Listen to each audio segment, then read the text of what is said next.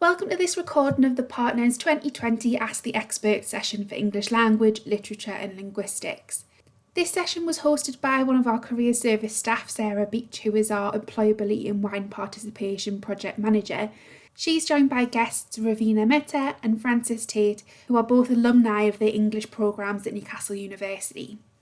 Raveena has recently completed a placement with GE and is looking at graduating this month, and Francis graduated previously and is now working as the solicitor with Womble Dickinson. Both of these guests will be providing short talks to tell you a little bit more about their career and time at university before we move on to a Q&A with questions that have been submitted previously by you, the partner students. Without further ado, we're going to pass over to Raveena to tell you a little bit more about herself, her time at university and her experience on her placement. Hi everyone, thank you for joining. I just want to start off by saying that I will graduate this month. Okay? I've been given some questions just to answer. So how was my experience at university? So as Sarah mentioned, I did English language and literature at university, and I loved it. It was one of the best experiences I had. So I was in a self-catered accommodation, and that was really great because I was obviously close to the campus where we studied English literature and language. And the first few weeks were literally just a foundation course. So they were just telling us, every module I went into, they were just telling us what we would do. These are the options you have, and just telling us more about the future in second year and third year, mainly about the dissertation. I chose to do language and literature because I didn't want to focus solely on one side. So language focuses on child language development, how children get dyslexia or autism, and how generally people learn the first and their second language, or even their third. So language is a great diverse set of options that you have, because you can learn about child language, you can learn about bilingualism, but you can also learn about how, just in specific, anything about dyslexia or autism, anything around that. And then literature is pretty much what we learned at school. The only difference is that you get to pick a particular genre. So for example, my main modules were on contemporary cultures, and this time it focused on Black Lives Matter. So we looked at novels and poems from that particular era.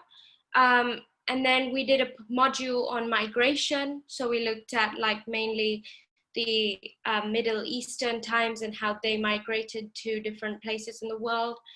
And then went on to several modules on plays and Shakespeare. So these are the three different modules that I particularly focused on. And it was a great choice because I got to have different modules that didn't relate to each other at all. And because first year didn't count in terms of your grades, it was a great opportunity to try different types of modules to see what you enjoyed and what you didn't. And also what type of teaching techniques you enjoyed. Some teachers, prefer just putting their lectures up and you just follow them. Some prefer to use their seminars to get more information out of you.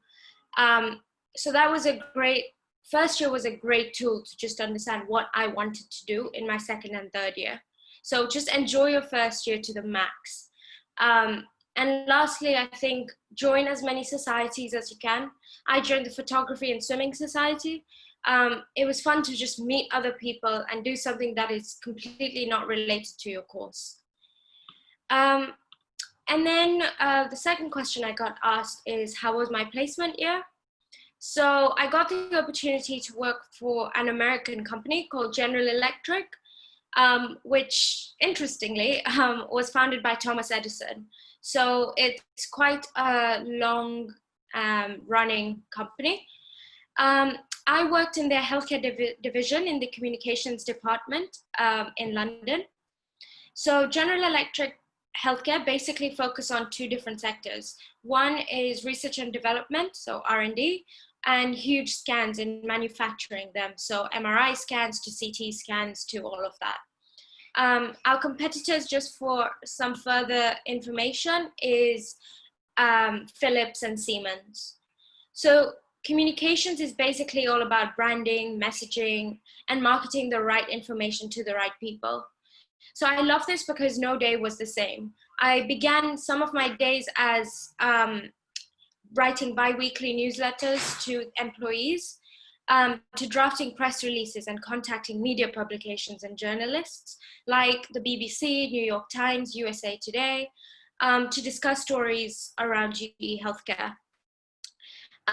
The great thing was that General Electric also hired 40 interns that year.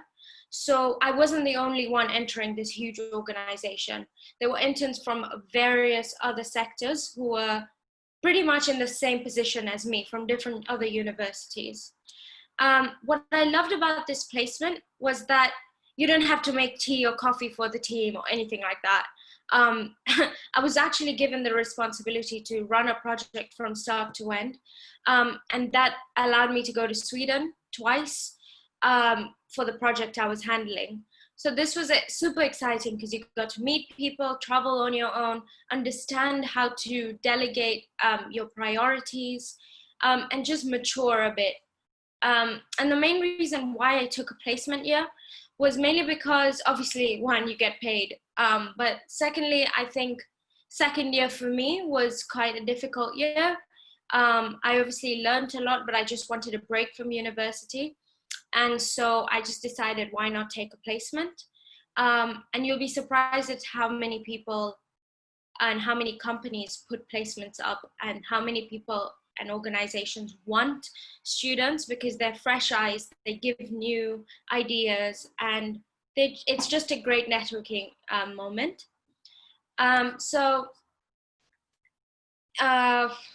Any tips? Any tips I have for students who are just about to enter university? One, don't take first year too seriously. I think I took it too seriously, thinking, oh my God, if I don't do this, then I won't get this grade. But as I mentioned earlier, first year does not count, especially in English language and literature. And that's not to throw anyone off and not to say don't work as hard, but just take it easy, enjoy every course as you can, and take in all the seminars. I loved seminars more than lectures because you got to get that one-on-one communication with the seminar leader who would be able to give you more tips on how to improve in that particular essay that you've written, or give you ideas on what to write for your next essay. So it was a great opportunity to just enjoy the first year. And then second year for English language and literature students was counted for about 33%. So that's a huge chunk, but it was a great opportunity because you got to pick your own modules. So if you didn't like working on Shakespeare in first year, you didn't have to choose it in your second year. Or if you did language, like I did in language and literature, if you didn't like learning about bilingualism, then you didn't have to choose it in your second year. And the most important thing from that is whatever you pick in your second year should define what you do in your third year. Obviously, you should have many changes, but it should probably allow you to follow your way through to your third year. And lastly, dissertation. I know it's quite far away, but it was one of the best experiences I had. The tip I'd give for that is as soon as third year starts, start. And I know that's something that you shouldn't be thinking about, but it's just something to have in your mind. In terms of how I found my placement experience, it was, again, one of the best experiences I had. It was quite difficult because all my other friends who didn't take a placement graduated, obviously, the year I was in my placement. So when I went into third year, I was pretty much starting new, feeling like a fresher all over again. But there's no harm in that. You know, you can easily make friends, and you'll be surprised at how many people who already graduated came back for a postgraduate or a master's and were in your course. And the big tip I would give is, if you are looking for a placement, I would look at Rate My Placement on just a quick Google. They usually give the top placements that are available worldwide or UK wide. And I would definitely, keep track on it on Microsoft Excel, of who you've spoken to, which application have you sent through, what they do, when did you apply, so that you can keep track of the status. And if you need any CV help, I'm definitely available. I think Sarah and Kate have put my LinkedIn link. Feel free to message me at any time. And yeah, I think that's it. And now I'm looking for grad opportunities, so in communications and social media. So that's pretty much where I am. Fantastic. Thank you very much for that insight, Raveena. So we'll come back to you with some questions after we've heard from Francis, if that's okay. So handing over to Francis. Hi, thanks, Sarah. And thanks, Raveena. That was really, really interesting. It's brought back a lot of memories from my university time. But yeah, I actually graduated in 2014, so quite a while ago now, and I did English literature. But now I am a solicitor. So I, as Sarah mentioned, I work at Womble Dickinson, which is an international law firm with offices across the UK and also in the US. But I'm actually based in Newcastle. So I thought that I would just start by explaining what a solicitor is, because I'm aware that not everyone might know what a solicitor does. So a solicitor is a legal practitioner responsible for preparing legal documentation and representing your client's legal interests. And the daily activities of a solicitor might include attending meetings, drafting and negotiating legal documents, providing specialist legal and commercial advice, interviewing and advising clients, or researching and interpreting complex points of law. So a lot of people think that when I say I'm a solicitor, I go into prisons and speak to, defending criminals, which is a type of solicitor, but I'm actually a commercial lawyer. And the firm that I work for is quite a big firm, and I mainly act for big companies. But you can also work for a smaller high street solicitor, where you might act for individuals in divorce matters, or a criminal solicitor where you do represent people who are accused of breaking the law. So hopefully that acts as a bit of an introduction into what a solicitor is, for a bit of context. And you might be wondering why I ended up becoming a solicitor when I did a degree in English literature. So practically, in order to become a solicitor, if you've done, you need to do either a law degree or the graduate diploma in law, which is what I did. So that allows you to have a sort of conversion of your degree in English literature or whatever you've done into you get a graduate diploma, which allows you to then progress to do the LPC, which is a sort of like a placement, not placement, but sort of skills, the practical skills that you'll need for being a solicitor. And then you go on to do your recognised period of 2 years training, which is called your training contract. And then from that you will qualify, and I actually qualified in 2019, which was last year. So I've been qualified since September. So yeah, it's as you can hear from that, it's quite a long process, but certainly worth it in terms of the kind of career that you can have at the end of it.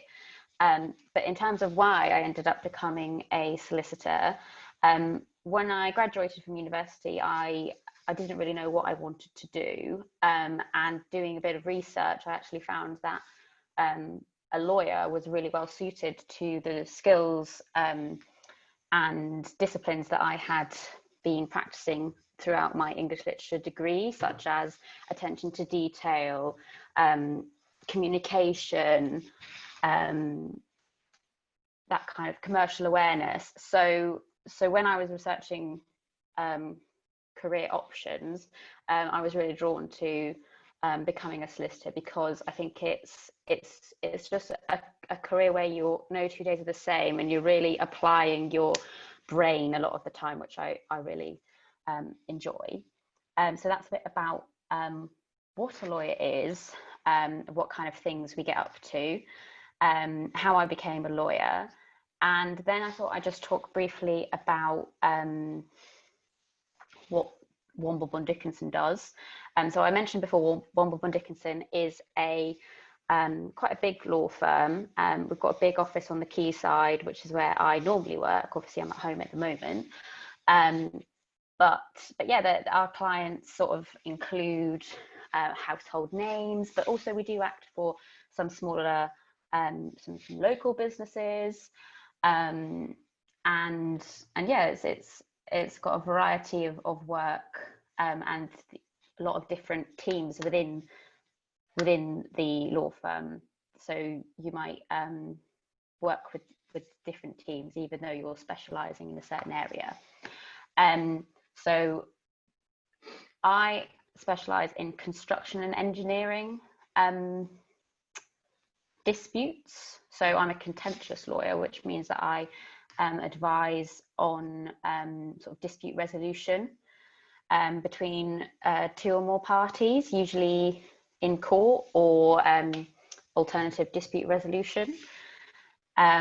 So that's the kind of thing that I do on a day-to-day. But when you do your training contract, you actually get to experience different areas of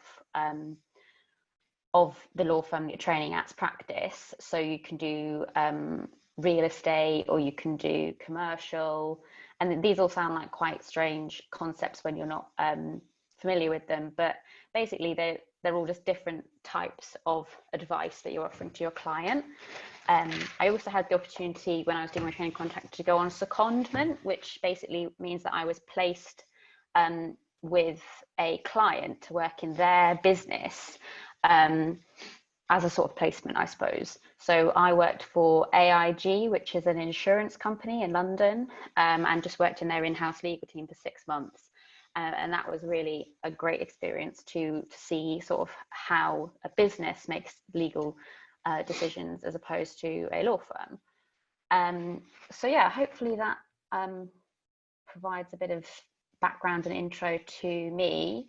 And I won't talk too much about my university experience because it was 6 years ago, but I'll come on to sort of my tips and what you can learn from your university experience at the end, as Sarah mentioned, unless any comes up any other questions. Thanks. Okay, thank you both very much for those insights. Thank you to Raveena and Francis for those excellent talks. We hope you found them useful and insightful. Sarah will now lead our guests in a Q&A with questions that have been submitted by you, the partners students. For Francis, how did you know it was law that you wanted to go into, and were there any other career options that you were exploring before you made the decision to go into becoming a solicitor? That's a good question. I definitely, as I said in my sort of intro piece, I think I definitely didn't really know what I wanted to do. Didn't have my heart set on law when I started university. And I think English literature is a great degree in that it just offers so many options in terms of what career you could go into.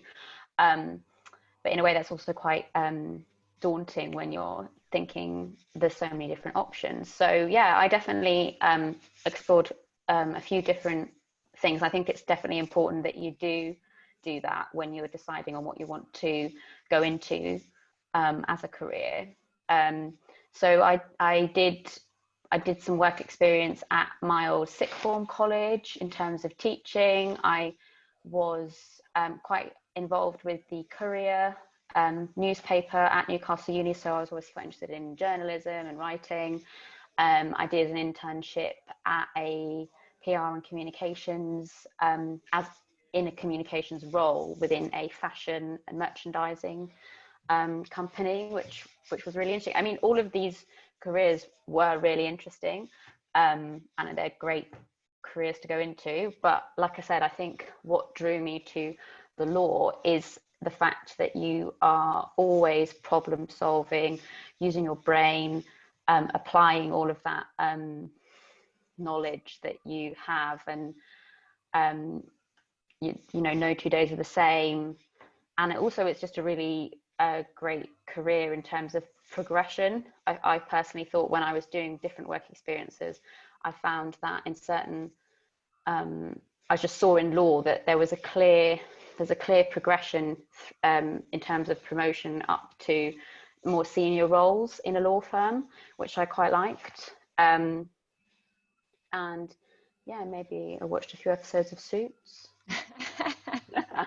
No, I'm joking. I think, like I say, it's really important that people do a lot of research if you don't know, and it's never too late to do work experience. I didn't do the work experience that I did for the legal practitioner side of things until I graduated. So it's not too late, even after you graduate, to explore different options. You don't want to rush into anything that you're not 100% sure on, especially when if you're looking at training to be a solicitor. That's 2 more years of training. So yeah, I think like I say, it's important to do research and experience. Yeah. In terms of, obviously both of you have come out of the English language, literature, linguistics route. What skills, this is for both of you, what skills do you think you developed most strongly during your degree that have helped you in terms of your placement year, Raveena, but also your career choice, Francis? What are the transferable skills that you think are most beneficial when studying an English degree? I'll put that to Raveena first. Oh God. I think generally, if you're choosing an English language or literature route, you're generally more creative than if you're choosing another course, obviously. I think that's one skill that I'm glad I have. I'm glad I've been creative, especially it was visible when I was in my placement, because like I said, no day was the same. You're one day writing something super creative about a great story about how a patient survived cancer or whatever, to writing a strict, rigid press release that follows guidelines. So I think you have to be creative in your word choice and how you communicate the right message across. And the other skill I think that was transferable is, I think in university, if you're applying for jobs, you need to start getting a bit organized. And I think generally I was never organized when I started university. I was never on track with, my essays. I was always like really last minute in submitting my essays. But I think over time, if you have a rigid structure that you follow, which I eventually learned in my placement, whether that's late or not, who knows, that's when I learned that it's good to be organized, and that helped me in my 3rd year. So if you can be organized in the beginning, it will definitely be transferable in everything else you do. Yeah. Great, so creativity and organization, definitely some key transferable skills there. And what about you, Francis? What have been the most helpful transferable skills from your English degree to where you are now? Yeah, I think Raveena's touched on some of the things I was going to say. I would add, I do a lot of drafting in my role. So that's obviously, you take a lot of that sort of those skills from your essay writing, because you want to plan, you want to read it over, you need attention to detail, you don't want errors in there. That's the first thing that your supervisor is going to pick up on. You've misspelled this, like that doesn't look very good. So yeah, drafting, attention to detail, and project management to add on from the organization skills. That's what some people don't realize, especially working in a bigger law firm. Task that I'm doing at the moment, a big project. I'm not just providing legal insight, I'm also leading the project. So that sort of ties into organization, time management, communication with the rest of your team, those kind of skills, which I think you can definitely build on when you're at uni. And then finally, I just would say communication with others. Remember from my time at university, although I didn't really appreciate it at the time, we did a lot of group work for preparation for seminars, and it is really important that you can work as a team in most careers, law included. If you can't communicate with others, then you're not going to be people's choice for being on their team. So yeah, like Raveena said, creativity, time management, drafting, project management, communication, all skills that you will practice and get good at doing a degree in English literature or English language. Perfect, thank you. We've had a question come through from Lauren, our listener. Did you gain connections through your time at university to help you with your future career choices, such as through LinkedIn or other networking that you might have done? Were they helpful for you in terms of getting your placement, Raveena, or in terms of getting your training at Womble Dickinson, Francis? So should we start with Francis this time? Thanks, Lauren. That's a really good question. I think in terms of getting connections whilst I was at university, obviously your peer group will become a really important network that you can, as you graduate and progress, they might be doing different careers, but all of the my friends and peers that I was friendly with at university are still, although they're at the same level as me in terms of career, they're still really interesting contacts to keep in touch with. But in terms of sort of helping my career progress, I actually utilised one of the careers services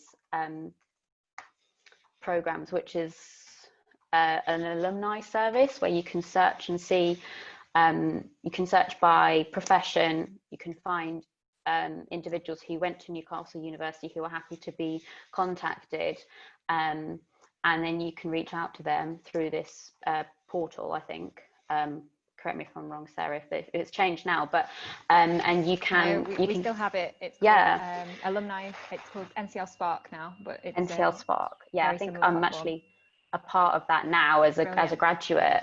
But so yeah, you might think I want to find a lawyer in Newcastle, and it might come up with my name and my LinkedIn profile or my email, and I'm happy to be contacted by Newcastle students. And you could thoughtfully compose a message to me and say, I'm interested in becoming a lawyer. I see you went to Newcastle. I see you did English. Would you mind having a chat with me on the phone or go for a coffee? And you'll be surprised. People love talking about themselves. They'll be happy to chat to you and give you tips. And that is actually how I got some work experience at Womble Dickinson, because I contacted a Newcastle alumni who was happy. He didn't meet me himself. He sent his trainee down to meet me.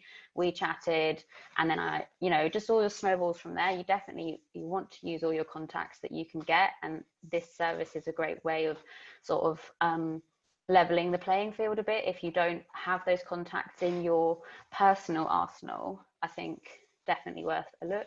But at the same time, probably you want to be, one thing that I sort of learned at university is that if you're sending an email to someone, you want to think about it carefully before you just write it off. So especially if it's someone professional, you want to make a good impression. So that would be my top tip. Brilliant, thank you very much. And what about yourself, Raveena? Have you experienced any networking options whilst you've been at university? Yeah, so when we were told to email the university career service if we wanted a placement, they were straight away in contact with us from the beginning. I use the career service mainly to help me build my CV up. So the career service is really good, where you can literally go up and to one of the careers guidance people, and you can literally give them your CV, and they'll go through everything with you, what's good, what's not, give you advice on what you should put and what you shouldn't, and also how to tailor your CV to the role you're applying. I think that's something that I didn't know you should do. So for a communications role or a social media role that I'm applying now, I have 2 different CVs. So I think that's something that I think was really interesting for me to understand. And then the career service, as soon as I obviously said that I want to look for a placement, they started sending me emails about current placements that are happening in Newcastle, but also UK wide. That was really good because I could obviously notice some that I haven't seen anywhere else. But other than the career service, I mainly used to rate my placement, which is just a quick Google search, and mainly LinkedIn jobs. So on LinkedIn, they have a jobs function. And that's what I used, because obviously you can put alerts in on LinkedIn saying that you want any communication placement roles coming your way. And I was only looking for places in London. So they sent me random emails every day. And that's how I found the GE job. And that's what I'm doing right now, even for my grad jobs. Yeah. Great, thank you. So yeah, just to kind of give a bit of a pitch for the career service at Newcastle, Francis mentioned networking with alumni, and we have a platform called NCL Spark, where students can network with our alumni, our graduates who have volunteered themselves to be on this platform for our current students, to search for them, to make connections, to ask questions, and as Francis said, potentially ask for opportunities like work experience. So there is that opportunity, and it's a really good point that Raveena's made to get to know the services that are actually available to you at university, because there's so much that can help you. So the career service has the guidance team, as Raveena mentioned, we have the CV advisors, our info advisors. It's a drop-in service Monday to Friday, so you can come in and any question that you have about your CV, about a potential job application, or if you're just not sure where to look or what you want to do, but you know you want to get some work experience, you can come in and we can help point you in the right direction and give you some hints and tips of what things you could consider. For our partner students as well, we have a specific program called Career Insights, and Womble Dickinson is very kindly supporter of that program. So we take students down to Womble Dickinson when we're allowed to meet face to face, and students get an insight into what it's like to work in a law firm, what it's like to go through the recruitment process, what skills Womble Dickinson look for when they're hiring, and you can get an insight into what a career like Francis's would look like by speaking to people who actually work there. So that's a great opportunity to get involved with, and that is open to our partner students, and it's a year-long program. So I definitely encourage you to just keep informed of all the opportunities that are available through the university, through the career service, and yeah, go in and meet the service so that you can get to know people, so that you feel familiar and you're happy to go in and ask questions and you become more confident in using the service. So moving on to our final question of the session then, and this is one for both of you, but we'll go with Raveena first. Considering your time at university and your career journey so far, so based around your placement, what is the most important bit of advice that you would want to pass on to our partner students in terms of them coming to university and thinking about their career path? Oh my God. I think, and this is just from personal experience, I think don't take life too seriously. I think when I was in school, they completely made you stress so much about, you know, make sure you have the best UCAS points and make sure you get into the right university and make sure you get great A levels. But I think when you come to university, you become a more mature person because you're on your own. You become someone who has to deal with handing your essays in on time, going to your lectures, going to your seminars. And I think as you do that, you realize that you don't need to have all that stress that you were given or told when you were in school. And I think that by having that mentality, you're more likely to find the grad job process or the placement process much easier and more relaxed, because you know that obviously if you don't get a job, you can still continue university. Or if you don't get a grad job, you can still get in touch with the alumni network or get a different job in something that's not related to what you want to enjoy or want to do, but it will probably lead you into that path. Yeah, I think at the moment that's all I can think of. No, I think that's great. I think, like you said, the self-reflection piece. So not necessarily always focusing on what's next, what grade do I have to achieve next, what exam is next. It's important to think about what you're actually doing right now in terms of the skills that you're getting from submitting that essay, from working with that team, from taking part in that part-time job, reflecting on what you're doing right now that's actually benefiting you, rather than thinking next year I have an exam and that's what I should be focusing on. So I think that's a really important piece of advice. And I think it's really key what you said about resilience. So all of us apply for jobs, and all of us at some point in our lives will take a knockback. We're not always going to be successful in every job we apply for and every position that we want to get. And it's important that we learn from those experiences, that we take the time to appreciate that we didn't get the role, but how can we use that experience to benefit ourselves and make us better when we come to apply for the next position. Everything happens for a reason. And sometimes you don't get the position because you're not meant to yet, but that helps you to become better when you do your next application, and then you will get the position. So it's important to not be too hard on ourselves, but to learn from those experiences and be resilient when that happens. So thank you for those tips. And over to you, Francis. What would your most important piece of advice be?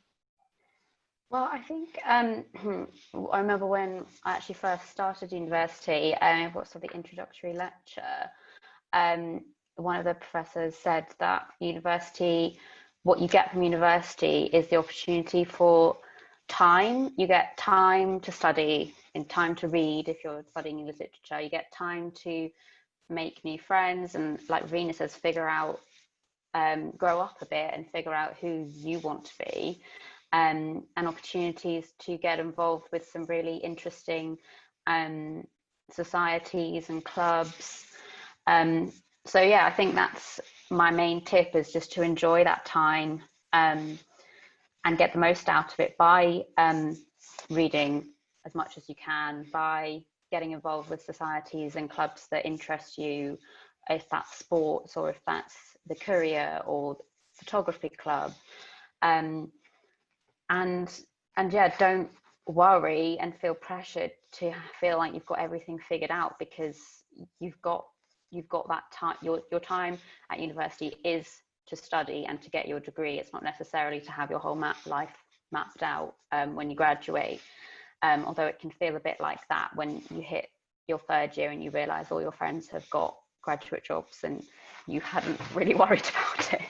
But yeah, there's plenty of time to decide and make those decisions. So just enjoy the time, and yeah, appreciate that it's a fantastic, amazing experience that will really, shape you as an adult. So that would be my top tips. That's great. Thank you very much. I think that's key, isn't it? About using your time at university to explore, to grasp any opportunities that become available to you, because university is like no other time in your life. You'll never have all of those things on the doorstep to you that you can take part in.